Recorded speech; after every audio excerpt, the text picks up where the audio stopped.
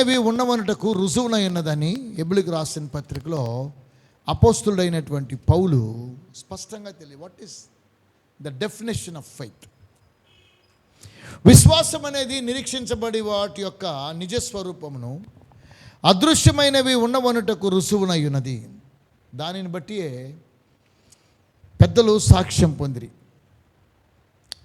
అలాగే 6వ వచనాన్ని మనం గమనించి చూస్తే, విశ్వాసము లేకుండా దేవునికి ఇష్టడేంటి అసాధ్యం. Without faith we can't see God.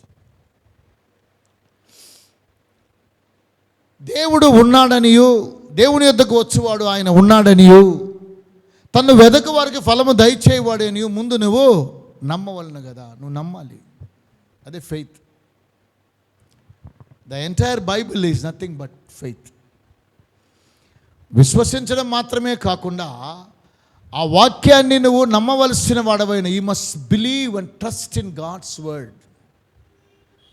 ఇక్కడ దేవుని యొద్దకి ఏ విధంగా విశ్వాసంతో హన్నా వచ్చిందో ఒకసారి మీరు జ్ఞాపకం చేసుకోండి. దేవుని యొద్దకు వచ్చినటువంటి హన్నా జీవితాన్ని జ్ఞాపకం చేసుకున్నట్లయితే,